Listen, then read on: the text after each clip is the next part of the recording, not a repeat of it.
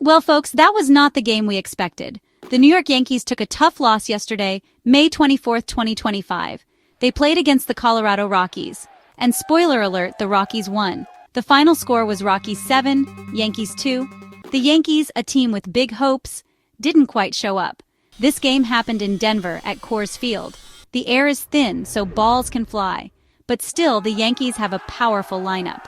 The Rockies, often seen as underdogs, took a huge victory. For the Yankees, this loss stings a bit more. They are supposed to be a top team. Losing to a team like the Rockies, especially by that margin, isn't ideal. It raises some questions for sure. Were they just having an off day, or is there something more going on? The bats weren't really working. The pitching had some shaky moments. And the Rockies? They played really well. They took their chances. They made the big plays when they needed to. This loss doesn't end the Yankees season, of course. It's still May. The team has plenty of time to bounce back and regain their footing. There's a lot of baseball left to play. Each game is an opportunity to improve and build momentum. But it does put a little dent in their momentum. The team needs to address the issues that led to this loss.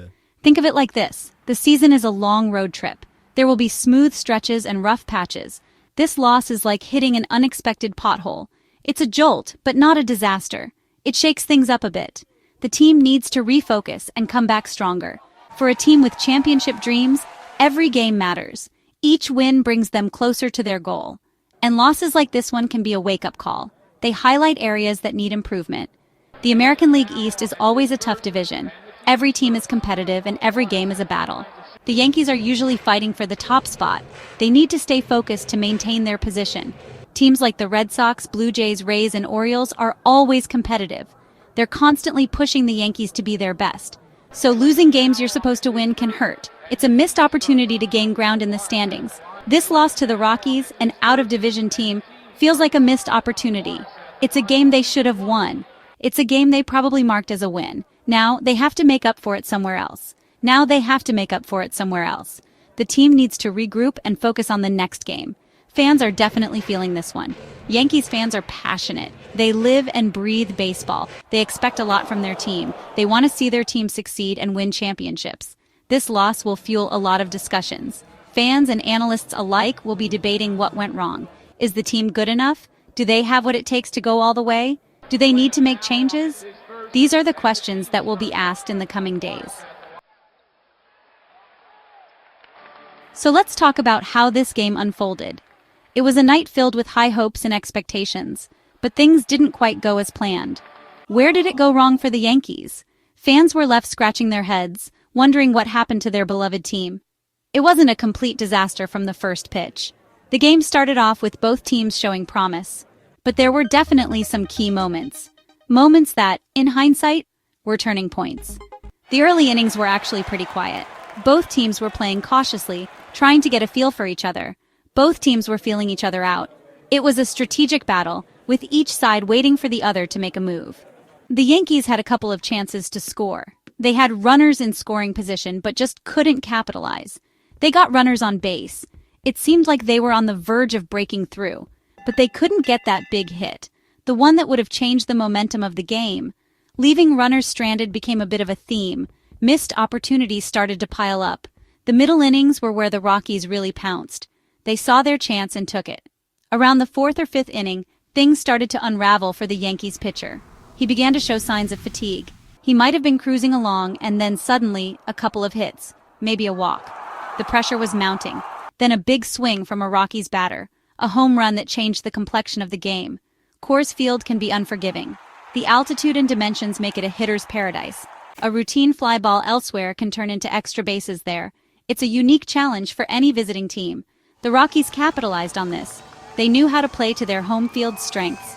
They strung together some good at-bats, patiently waiting for their pitch and making the most of it. They put pressure on the Yankees' defense, forcing errors and taking advantage of every mistake. And the scoreboard started to tilt in their favor. The runs kept coming, and the Yankees couldn't keep up. The Yankees couldn't afford to give away free opportunities, but that's what happened. Errors and misplays cost them dearly. The Rockies took advantage of every little mistake. They played a smart, opportunistic game, and it paid off. You have to give credit where credit is due. The Colorado Rockies played a fantastic game. They weren't just lucky, they earned this win. Several of their players had standout performances. Let's start with their starting pitcher. We'll call him Ace Martinez for today. He was dealing. He kept the Yankees' powerful lineup off balance. He mixed his pitches well. He located his fastball. He got strikeouts when he needed them. He really set the tone for the Rockies. Then, there was the Rockies offense. They were getting on base. They were moving runners over. They were playing good, fundamental baseball. Their leadoff hitter, let's call him Speedy Gonzalez, was a pest. He got on base a couple of times. He stole a base. He scored a run. He just created chaos for the Yankees defense. And you can't forget the big hit. For the Rockies, it came from their cleanup hitter, maybe a guy named Slugger Jones. He delivered in that key middle inning. Before this surprising loss to the Rockies, the Yankees' 2025 season was looking pretty decent. They weren't necessarily running away with the division, but they were definitely in the thick of things. They had a winning record and some impressive series wins under their belt. Fans were generally optimistic. The team had shown flashes of brilliance. Their offense, led by their usual big names, had put up some big numbers in certain games. It felt like they were building something positive. This loss was a bit of a speed bump on that journey. They had a pretty good April. They came out of the gates strong. They won more games than they lost. There was a buzz around the team. Some of the new players were fitting in well, and some of the veterans were performing up to expectations. Then May came along, and it's been a bit more up and down. They've had some good weeks, and they've had some tougher weeks. This loss to the Rockies fits into that tougher week category. Section 6. Looking back the Yankees and Rockies in 2023. To understand why this loss feels a bit jarring, it helps to look back.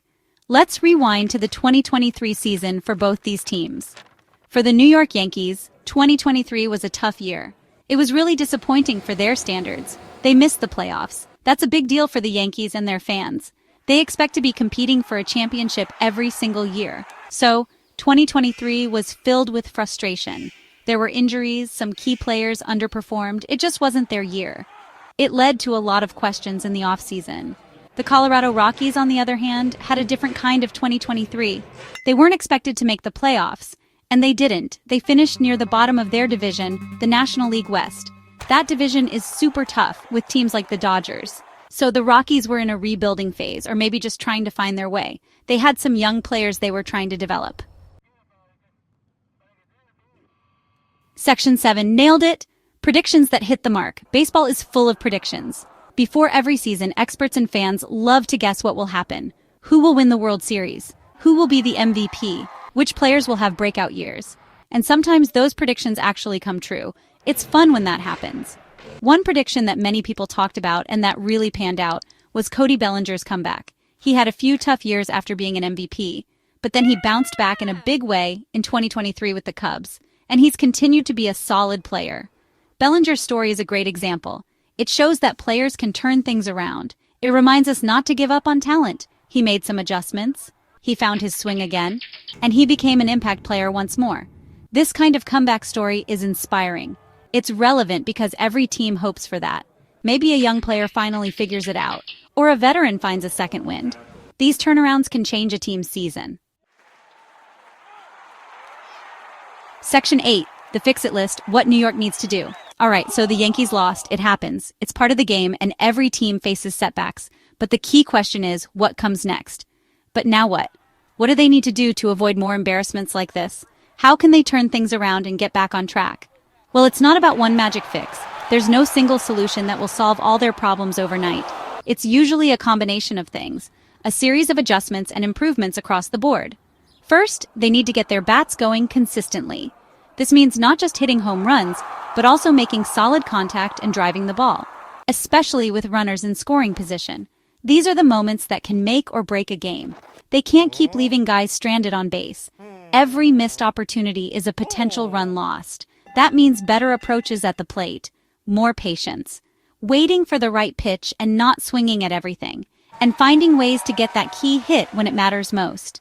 Clutch performances can turn the tide of a game. It might mean some extra batting practice, putting in the hours to refine their skills and build confidence, or just a mental reset. Sometimes it's about clearing the mind and focusing on the basics. Next up is the pitching. This is a critical area that can determine the outcome of many games. The starting pitching needs to be more reliable. Consistency is key to setting the tone early in the game. They need to go deeper into games. This helps to preserve the bullpen and maintain control, and they need to limit the big innings, preventing the opposition from having those explosive moments. Coors Field is tough, yes. The altitude and conditions can be challenging, but good pitchers find ways to succeed even there. It's about adapting and executing the game plan. The bullpen also needs to be sharp. They are the last line of defense. When the starter has an off day, the bullpen needs to come in and shut things down. They need to be ready to step up, not let the game get out of hand. Keeping the score close gives the team a fighting chance. This might involve looking at matchups, understanding the strengths and weaknesses of the opposition, or maybe even considering if they have the right guys in the right roles. Sometimes a strategic shuffle can make all the difference. Section 9. Chin up, Yanks. It's a long season ahead. So that was a tough one for the Yankees and their fans. Losing to the Rockies, especially in that fashion, is never fun. It's easy to overreact. It's easy to say the sky is falling. But let's take a deep breath. It is, after all, just one game. The baseball season is a marathon, not a sprint. There are 162 games. There will be highs. There will be lows. This was definitely a low point. But it doesn't define their entire season. Not yet, anyway. The Yankees are a team with a proud history. They've faced adversity before, they've had bad losses before, and they've bounced back. That's what good teams do. This is an opportunity for them to learn, to identify their weaknesses,